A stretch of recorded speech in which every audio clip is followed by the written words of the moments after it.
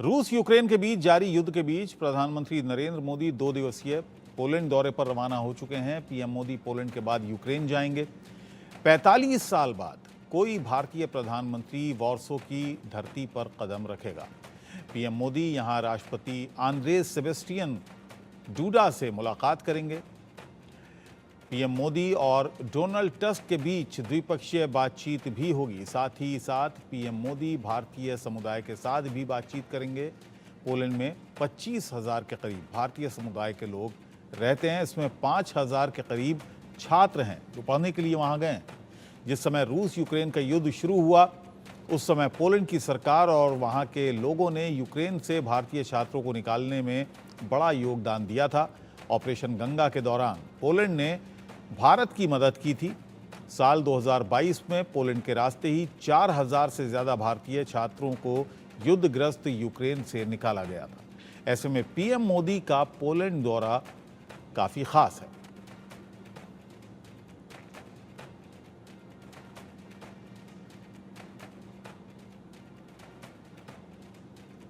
इसके अलावा प्रधानमंत्री यूक्रेन जाएंगे और यूक्रेन क्योंकि फ़िलहाल एक वॉर जोन बना हुआ है और इस वजह से इस दौरे की जो अहमियत है वो और बढ़ जाती है कि प्रधानमंत्री का रुख क्या रहेगा। क्योंकि प्रधानमंत्री पहले भी कह चुके हैं कि कोई शांतिपूर्वक हल होना चाहिए इस पूरे मसले का। यूक्रेन और जो रूस की जो जंग चल रही है उसका एक शांतिपूर्वक हल होना चाहिए। फ़िलहाल वोलोदिमीर ज़ेलेंस्की के बुलावे पर और उनके निमंत्रण पर प्रधानमंत्री यूक्रेन जा रहे हैं।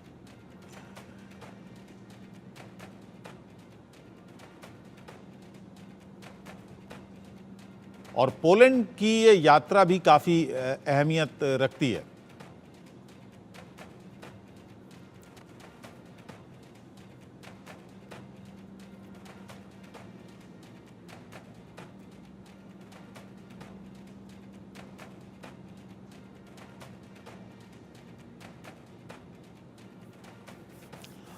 और इस पर बात करने के लिए हमारे साथ खास मेहमान बने हुए हैं हिमांशु भट्ट, वरिष्ठ पत्रकार हमारे साथ हैं, मनन द्विवेदी जी हमारे साथ हैं और सुशील वकील साहब भी हमारे साथ हैं। आप सभी का स्वागत है। हिमांशु जी, कितना महत्वपूर्ण है ये 2 दिन का पोलैंड दौरा, ये 1 दिन का यूक्रेन दौरा? काफी महत्वपूर्ण है। उसकी वजह है कि पिछले महीने ही नरेंद्र भाई जाके आए हैं, रशिया गए थे, वहां से ऑस्ट्रिया गए थे और अब पोलैंड और यूक्रेन। भारत पहले से कह चुका है कि यह दौर युद्ध का नहीं, मगर 2 साल से चला आ रहा युद्ध अगर कहीं ना कहीं टेबल पे आके सुलझाना है, जो कि दोनों पक्षों को करना पड़ेगा, तो कोई एक ऐसा चाहिए जो दोनों को फैसिलिटेट करके दे। अभी देखिए, अमेरिका बीच में नहीं आ सकता, मध्यस्थी नहीं बन सकता। It cannot bring about the peace. उसकी वजह यह है कि अमेरिका और नाटो देश पीछे से यूक्रेन को हथियार सप्लाई करते रहे। अमेरिका भी ये कहता आया है अगर कोई फैसिलिटेट कर सकता है तो वो भारत कर सकता है, क्योंकि भारत दोनों के साथ में बातचीत की और उससे भी कहीं गहरे संबंध रखता है। वो बात अलग है कि जब वो प्रधानमंत्री मोदी जी मॉस्को में थे तब ज़ेलेंस्की ने बहुत बड़े स्टेटमेंट्स दे दिए थे, मगर वो बात भी उतनी ही सही है कि भारतीय स्टूडेंट्स को वॉर जोन में से बाहर निकालने के लिए दोनों पक्षों ने एक समय के लिए युद्ध करना बंद कर दिया था, स्टूडेंट्स को सेफली निकालने के लिए। यही बात यह दर्शाता है कि भारत की दोनों के प्रति क्या रवैया है और दोनों भारत के लिए क्या सोचते हैं। अभी ऐसी स्थिति में दोनों पक्ष, आज तो आप देखिए कि पिछले 2 साल में आमने सामने एक टेबल पे बैठे ही नहीं है। ठीक है सुशील वकील जी, ये जो दौरा है खासतौर से पोलैंड की हम बाद में बात करेंगे, यूक्रेन क्योंकि वॉर जोन है, ऐसे में ये मैं जानना चाह रहा हूं कि यहाँ पर जब कोई राष्ट्र अध्यक्ष जाएगा तो किस तरह की वहाँ पर सुरक्षा होगी? क्या ये जो मीटिंग्स हैं ये बड़ी गुप्त रखी जाएंगी, सीक्रेट रखी जाएंगी? किस तरह से ज़ेलेंस्की से मुलाकात होगी? क्योंकि ज़ेलेंस्की आमतौर से दिख नहीं रहे हैं कहीं पर और ऐसे दिख भी नहीं सकते जो सिचुएशन यूक्रेन में चल रही है। ऐसे में देखिए, भारत ने सोमवार को ही यह स्पष्ट किया था कि वह यूक्रेन संकट का शांतिपूर्ण समाधान तलाशने के पक्ष में है। इसका मतलब है कि प्रधानमंत्री जी जो दौरा कर रहे हैं इस बार, ये बाकी तो ठीक है कि बायलैटरल ट्रेड वगैरह, दोस्ती वगैरह बढ़ाने का, लेकिन जो मेन मुद्दा रहेगा वो रहेगा इसी पे कि शांतिपूर्ण इसका कैसे हल निकले, कि रूस और इसका जो कॉन्फ्लिक्ट चल रहा है इसका कोई समाधान निकले। देखिए, इस टाइम सारे देशों का यही चीज़ है कि सबकी जो अपेक्षा है वो नरेंद्र मोदी जी पे है, क्योंकि ये हर एक को पता है कि इस टाइम अगर वर्ल्ड में कोई ऐसा नेता है जिसको हर एक नेता है जो वर्ल्ड के हैं सम्मान करते हैं और उनकी बातों पे विश्वास करते हैं, तो उस हिसाब से जो ये मोदी जी का विजिट वहाँ पर होगा वो मेन इसी जो है, क्योंकि एक साइड से रूस है, वो भी ये नरेंद्र मोदी जी का या भारत का मित्र है, और दूसरी साइड से यूक्रेन भी है, हमारे करीब में है। तो इसलिए दोनों देशों का ये चाहते हैं कि प्रधानमंत्री मोदी जी इसमें कुछ मुदाखलत करें ताकि पीस का कोई समाधान निकले। और दूसरा देख लीजिए आप, इस बार ये रूस भी तो पहले यूक्रेन पे काफी हमले कर चुका है, लेकिन कुछ एक दो महीनों से ऐसा हाल है कि यूक्रेन रूस पे पूरी जोर से कुछ इलाकों में हमला कर रहा है। इस मतलब है कि दोनों मनन जी, चाहते हैं कि कोई हल निकल जाए इसमें, मनन जी, जिसमें पूरा अपना ये ठीक जो है योगी सुशील जी, मैं आऊंगा आपके पास। मोदी मनन जी, जी आप क्या मानते हैं, क्या कोई किसी तरह की कोई बात होगी युद्ध पर?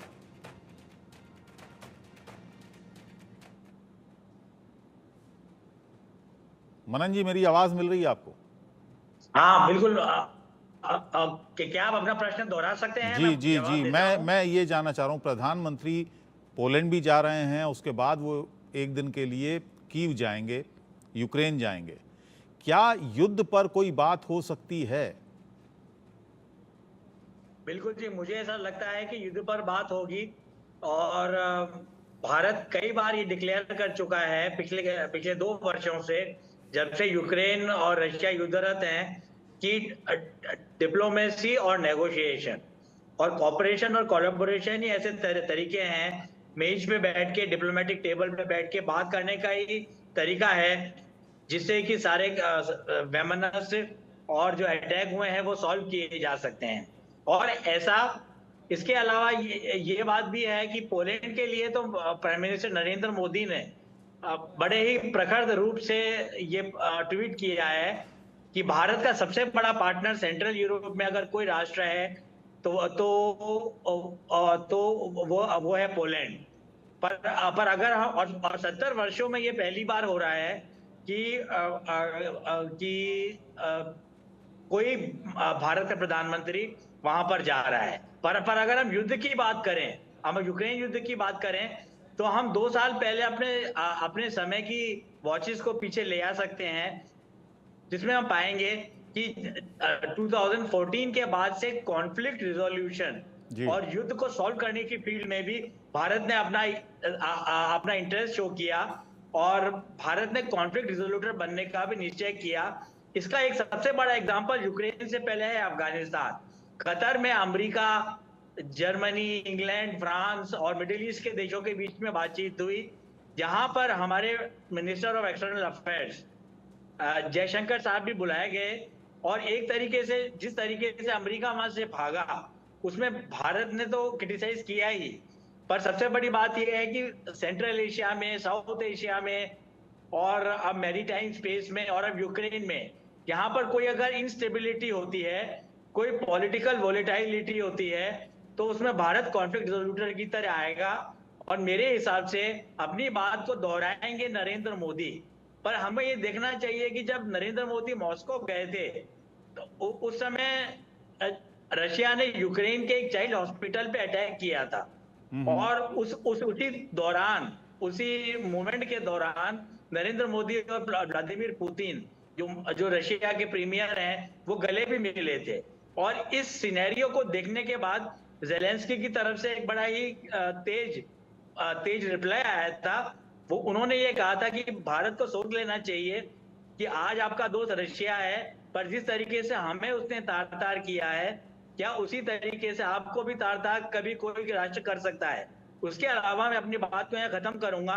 कुलेबा, जो यूक्रेन के फॉरेन मिनिस्टर हैं, वो भी इंडिया आए थे, न्यू दिल्ली आए थे, और उन्होंने भी बातचीत की, और उन्होंने भी यूक्रेन की नाराजगी ही सबसे पहले दर्शाई, पर भारत के लिए, भारत की जो सिचुएशन है जी। बड़ी ही कठिन है। हमें वेस्टर्न कंट्रीज और अमेरिकन कंट्रीज और अमेरिका एक तरफ और दूसरे फ्रेंच पे यूक्रेन, रशिया और बाकी के कंट्रीज के बीच में, रशिया और अमेरिका मोटा मोटी इन दोनों राष्ट्रों के बीच में एक स्टिफ टाइट रोप वॉक को अपनाना है और बड़े ही सक्सेसफुल तरीके से यूक्रेन रशिया युद्ध के बीच में न्यूट्रल रह के और ऑब्जेक्टिव और पीसफुल रह के ठीक हमने है, भारत इस तरह के जो दौरे होते हैं विश्व पटल पर मध्यस्थता किस तरह सामने का लाए हैं हम दबदबा लोग। बनाते हैं किसी भी देश का, खासतौर से जब वॉर जोन में कोई प्रधानमंत्री जाता है भारत का। इस पर मैं हिमांशु जी के पास जाऊंगा, लेकिन पहले एक बयान हम सुनवा देते हैं पीएम मोदी की पोलैंड यात्रा पर बात करते हुए। पोलैंड में भारत की राजदूत नगमा मोहम्मद मलिक ने कहा है कि पीएम मोदी की यात्रा को लेकर लोगों में काफ़ी बेसब्री है, इंतज़ार है, हर्षोल्लास का माहौल बना हुआ है। सुनिए क्या कुछ कहा है उन्होंने। हमारे मोदी जी पहले प्रधानमंत्री भारत के होंगे जो इन मेमोरियल्स में जाके अपना श्रद्धांजलि अर्पण करेंगे। पहले प्रधानमंत्री रहेंगे वो। मैं ये कह सकती हूँ कि एक बहुत ही अच्छा विजिट रहेगा। 2 दिन का विजिट है ये, और मैं ऑलरेडी देख रही हूँ पोलिश सरकार और लोग कितना खुश हैं इस चीज से। आप खुद देख रहे हैं कि यहाँ पे कैसा एक हर्षोल्लास का माहौल ऑलरेडी बिल्डअप हो रहा है सरकार, पोलिश सरकार में, मीडिया में। प्रधानमंत्री मोदी जी का जो इंटरनेशनल स्तर है वो इतना ऊंचा है और वो यहाँ कई सालों बाद आ रहे हैं। प्रधानमंत्री के पोलैंड दौरे को लेकर केंद्रीय मंत्री जयंत चौधरी ने भी बयान दिया है, आपको सुनवाते हैं। देखिए, पोलैंड प्रधानमंत्री जी ने इंडिया की सॉफ्ट पावर को ऑर्गेनाइज किया है और राष्ट्रीय हित में जो है एक बड़ी ताकत के तौर पे देखा जाता है। इसलिए जब प्रधानमंत्री विदेश जाते हैं तो उससे बहुत चीज़ें फ्लो करती हैं। उनके जाने के पहले और उनके जाने के बाद जो मोमेंटम बनता है, कई सारे समझौते और करार होंगे। उसका लाभ इंडस्ट्री को भी मिलेगा, उसका लाभ जो भारतीय मूल जो वहाँ निवासी हैं आज उनको मिलेगा, वहाँ हमारी कम्युनिटी को मिलेगा और देश को मिलेगा। हिमांशु जी, विश्व पटल पर जब वॉर जोन में कोई प्रधानमंत्री जाता है, खासतौर से भारत जैसे देश का, बड़े देश का प्रधानमंत्री जाता है, वो पहले मॉस्को गए थे, वहाँ व्लादिमीर पुतिन से उनकी मुलाकात हुई, वो पूरी दुनिया ने देखी। अब वो कीव जा रहे हैं, यूक्रेन का दौरा कर रहे हैं, तो कैसा दबदबा बनता है भारत का इन दौरों के बाद? कैसा है? हाँ, वही उससे भी ज्यादा मैं तो ये कहूंगा कि जो आदमी कुछ घंटों के लिए अपने देश के नागरिकों को वॉर जोन से बाहर निकालने के लिए युद्ध थमवा सकता है, अगर उसके बोलने का उतना मतलब होता है तो वो आदमी कितना इंपॉर्टेंट है वो सोचना चाहिए। जब नरेंद्र भाई मॉस्को में थे तब यूएस से भी रिएक्शन आया व्हाइट हाउस से।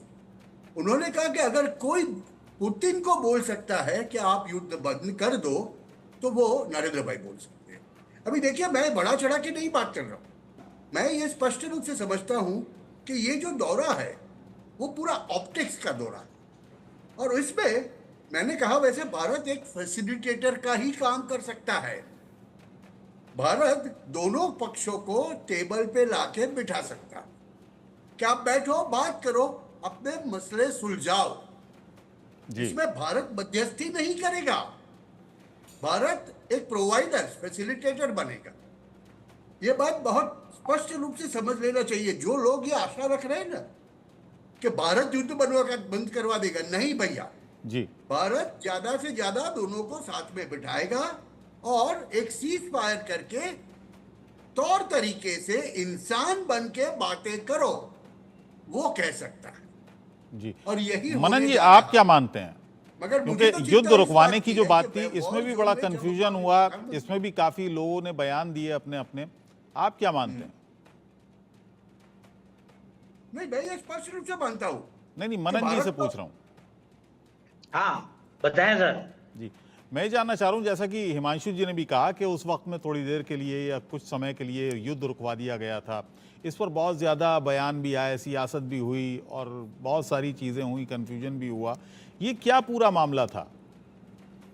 देखिए, मुझे ऐसा लगता है कि भारत की विदेश नीति की अगर हम सफलताओं को गिने, मोदी 1.0 में, मोदी 2.0 में, तो 2.0 में जिस तरीके से ऑपरेशन गंगा का प्रावधान किया गया और हरदीप सिंह पुरी और हमारे 3-4 मंत्री कैबिनेट स्तर के लोग वहां पर गए, और उनमें से किरेन रिजिजू भी थे, ज्योतिरादित्य सिंधिया भी थे, और उन्होंने जाकर पोलैंड, मोल्दोवा, स्लोवेनिया, इन सब राष्ट्रों में जाकर बहुत ज्यादा डिप्लोमेटिक एक्टिविटी की। और उस समय भारत के छात्र खार्किव में बहुत बुरी तरीके से फंसे हुए थे, क्योंकि उस समय रशिया का ऑनस्लॉट बहुत ज्यादा था। तो सीधी बातचीत हमारे प्रधानमंत्री ने जेलेंस्की साहब के साथ की, और पुतिन के साथ भी उन्होंने पैरेलल बातचीत की कि एक पीसफुल कॉरिडोर ऑपरेशन गंगा के तहत हमको दिया जाए, और हम जल्दी ही प्लेन से और बाकी माध्यमों से ईस्टर्न यूरोपियन कंट्रीज में हमारे छात्रों को, हमारे भारतीय मूल के छात्रों को वहां से निकाल लेंगे। तो मुझे ऐसा लगता है, अगर मेरी मेमोरी सही सर्व करती है, तो करीब 12 से 16 हजार छात्र वहां से निकाले गए। और जिस तरीके से फैक्स लाइनें, ईमेल और फोन लाइन्स जिस तरीके से भारत के विदेश मंत्रालय ने एस्टेब्लिश की, जो अभी भी एस्टेब्लिश्ड हैं, और भले ही अभी युद्ध में भारत के लोग इम्पैक्टेड नहीं है, पर वो बातचीत अभी भी जारी रहती है भारत के छात्रों से और भारतीय डायस्पोरा के साथ, भारतीय मूल के नागरिकों के साथ। तो मुझे ऐसा लगता है, मैं अपनी बात को यहाँ रिटरेट करूंगा कि भारत की विदेश नीति ने बहुत ही प्रोएक्टिव रूप से, एग्रेसिव तरीके से और बहुत ही क्लेवर तरीके से काम किया, जिसमें हमारे मूल के जो छात्र हैं उनको वापस लाया जा सका। और इसके लिए एक इकोसिस्टम तैयार किया गया रातों रात। एक अवेयरनेस कैंपेन चालू की गई एमईए द्वारा, जो कि काफी काबिले तारीफ है। और व्लादिमीर पुतिन ने भी हमें सेफ पैसेज दिया, उन्होंने बॉम्बार्डमेंट रोका, उन्होंने भारतीयों को जाने दिया।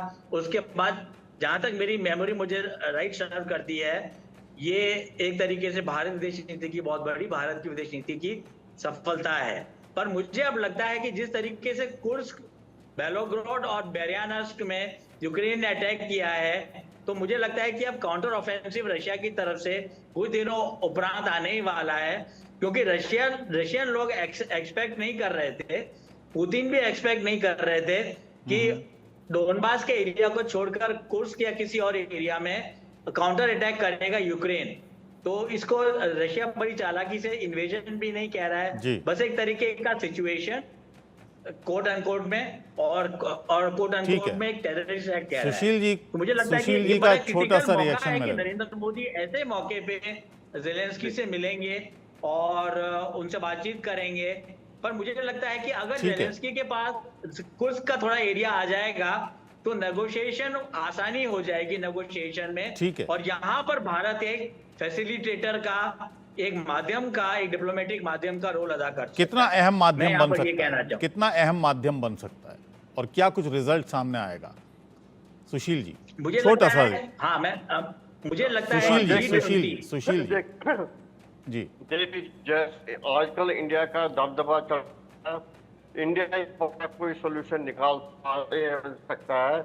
आज जब अमेरिका, यूनाइटेड किंगडम और सारे यूरोप ने इन पे सैंक्शंस लगा दिए, उस टाइम भारत पे दबाव डाला गया कि आप रूस के खिलाफ सैंक्शंस लगा दो। लेकिन भारत ने उस टाइम भी रूस के ऊपर से कोई सैंक्शन लगाने में उनकी नहीं की उनके साथ मिलेगी। उसके बावजूद भारत ने रूस से तेल भी खरीद लिया। ये दिखा था कि इंडिया का दबदबा, एक साइड से वो चाहते हैं भारत को नहीं रूस से रिश्ता काटे, लेकिन आज वही लोग चाहते हैं कि भारत इसमें आपकी हस्तक्षेप करे और इस वार को रोकने में मदद करे। बहुत बहुत शुक्रिया, ये दिखा रहा है, बहुत बहुत शुक्रिया। समय की कमी है, बहुत बहुत धन्यवाद। समय की कमी, बहुत बहुत शुक्रिया सुशील जी। मनन जी आपका भी, हिमांशु जी आपका भी बहुत बहुत धन्यवाद। तो प्रधानमंत्री 3 दिन के दौरे पर हैं। 21 से 22 अगस्त वो पोलैंड में रहेंगे, वॉर्सो जाएंगे, और 23 अगस्त को वो यूक्रेन में जाएंगे। और सभी की नज़रें, पूरे विश्व की नज़रें इस दौरे पर प्रधानमंत्री के हैं। एक छोटे से ब्रेक के लिए यहाँ पर रुक रहे हैं, और ब्रेक के बाद भी इंडिया न्यूज़ पर खबरों का सिलसिला जारी रहेगा।